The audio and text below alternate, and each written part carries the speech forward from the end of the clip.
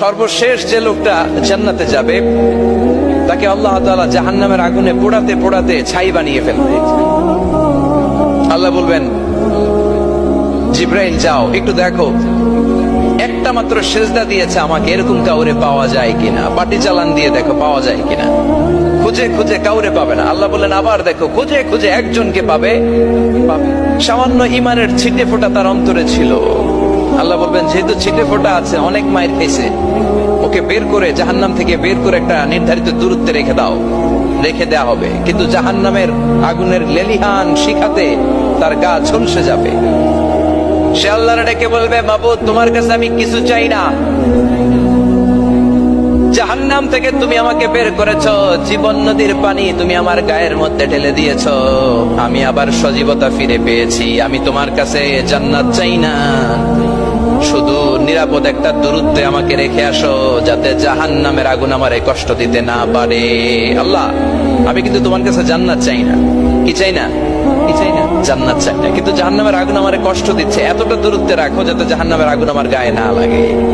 আল্লাহ বললেন, ওকে রাখবো, কিন্তু আমার সাথে একটা কন্ট্রাক্টে যেতে হবে, যে এটা তোমাকে দিলে তুমি আর নতুন করে কিছু চাবা না। সে বলবে, আমি রাজি। কন্ট্রাক্ট হয়ে যাবে। আল্লাহ জিব্রাইলকে বলবেন, যাও এমন দূরত্বে রাখো যাতে জাহান্নামের আগুন ওরে কষ্ট না দেয়।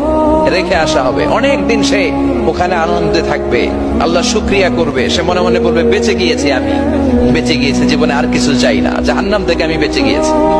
অনেকদিন থাকার পরে মনে মনে ভাববে, পাইছে তো গেছি, কিন্তু নতুন করে একটু ট্রাই করে দেখি, জাহান্নামের সৌন্দর্যের দৃশ্য একটু চোখ দিয়ে অবলোকন করা যায় কিনা। সে আল্লাহরে ডেকে বলবে, আল্লাহ ইনদি সুআল, আমার একটা ফরিয়াদ আছে। কি ফরিয়াদ? আল্লাহ আগেই বলে রাখি, আমি কিন্তু জান্নাতে যেতে চাই না।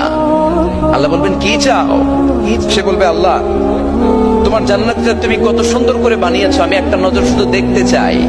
জান্নাতের দরজার সামনে নিয়ে যদি আমারে বসিয়ে রাখো, দ্যাটস ইনাফ, আর কিছু চাই না, আর শুধু জান্নাতের দরজার সামনে। আল্লাহ বললেন, তুই না ওয়াদা করেছিস, তুই না চুক্তি করেছিস।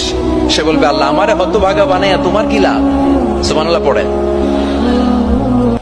আমারে তুমি হতভাগা বানিও না। আল্লাহ বলে, ঠিক আছে, আবার সিগনেচার কর যে জান্নাতের দরজার সামনে বসিয়ে দিলে আর কিছু চাবি না। সে সিগনেচার করে বলে, আমি চাবো না। আল্লাহ বললেন, জিব্রাইল বেচারারে ধরে জান্নাতের গেটের সামনে বসায় দে। এবার জান্নাতের গেটের সামনে বসে বসে জান্নাতের সৌন্দর্য দেখা শুরু করবে। সুবহানাল্লাহ। এমন সৌন্দর্য যেটা চোখ দিয়ে কেউ দেখে নাই, কান দিয়ে শোনে নাই। ওই সৌন্দর্য চোখে দেখে, কান দিয়ে আওয়াজ শোনে, মাগার ভোগ করতে পারে না। অন্তরে জ্বালা আছে না নাই? এয়ার কন্ডিশনের রুমে ঢুকতে না পারলেও, এয়ার কন্ডিশনের রুমের দরজার বাইরে দাঁড়ালো, এয়ার কন্ডিশনের রুমের একটা ঠান্ডা বাতাস গায়ে লাগে না? কথা বলেন তো। ও যখন জান্নাতের দরজার সামনে দাঁড়াবে, ওর গায়েও এরকম জান্নাতের ঠান্ডা বাতাসের হিমেল ছোঁয়া গাটাকে শীতল করে দিবে। ওই শীতল হয়ে যাওয়ার পরে আর তো সহ্য হবে না, আবার আল্লাহরে ডাকবে। মনে মনে ভাববে, আর একটু ট্রাই করি না, দোষ কি, আস্তে আস্তে অনেক দূর তো আগাইছি। সুবহানাল্লাহ করবেন না?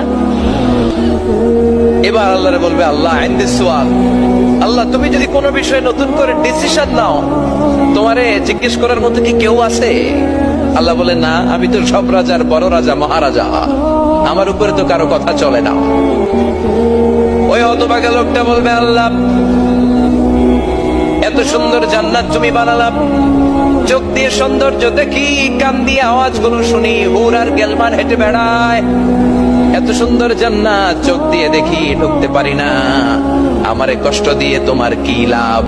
ও আল্লাহ, আমারে তুমি মাফ করে দাও, জান্নাতের চিপার মধ্যে এক কর্নারে তুমি একটু আমারে জায়গা করে দাও। আল্লাহ বলবেন, ওয়াই হাক ইবনা আদম, তোর ধ্বংস হোক হে আদম জাত, মা আগদারাকা, তোর চেয়ে বড় গাদ্দার আমি আমার সৃষ্টিকুলে কাউরে দেখি নাই, কারণ তুই আমার সাথে চুক্তি করিস আর চুক্তি ভঙ্গ করিস। আল্লাহর রহমতের দরিয়ায় তখন জোশ খেলে যাবে। ওর আকুতি মিনতি চাহনি আল্লাহর রহমতের দরিয়ার মধ্যে জোশ লাগিয়ে দিবে। আল্লাহর দয়া হয়ে যাবে, মায়া হয়ে যাবে। আল্লাহ বলবেন, ঠিক আছে, জান্নাতে যা। লোকটা এবার এক দৌড়ে জান্নাতের ভিতরে ঢুকে যাবে। লোকটার দৌড় দেখে আবার লোকটারে আল্লাহ ডেকে বলবে, একটু দাঁড়া, একটু দাঁড়া, জান্নাত তো দিছি, তো দৌড় দিলি কেন? সুবহানাল্লাহ করবেন না? লোকটি বলবে, আল্লাহ প্ল্যান তো আমি কম করি নাই, এত চেষ্টার ফলে আমি আসতে পারছি, আবার যদি তুমি বাইর করে দাও, এই জন্য একদম এমন চিবার মধ্যে লুকাবো যাতে তুমি আমার না দেখো। আবার আল্লাহর রহমতের দরিয়ায় জোশ খেলে যাবে, আল্লাহ কাছে ডাকবে, কাছে আয়। ও গোলাম, তোর কি মনে চায় আমারে বল, আজকে তুই চাইতে থাক, আমি দিতে দিতে তোর মনের সব আশা পূরণ করে দেব।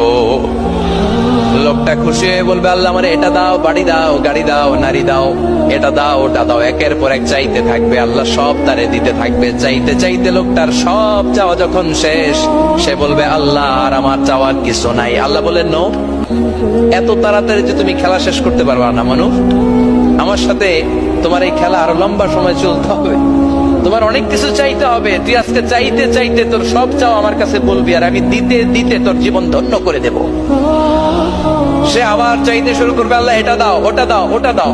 আল্লাহ দিতে দিতে সব দিবে। এরপরে বলবে, আল্লাহ মাফও চাই, দোয়াও চাই, আর চাওয়ার কিছু নাই। আল্লাহ বলবেন, তাই ঠিক আছে, তোরে আমি জান্নাতে ঢুকাই দিলাম, তবে মনে রাখিস তোর জান্নাতটা হবে সবচেয়ে ছোট জান্নাত, আর তোর জান্নাতটা হবে এই পৃথিবীর 10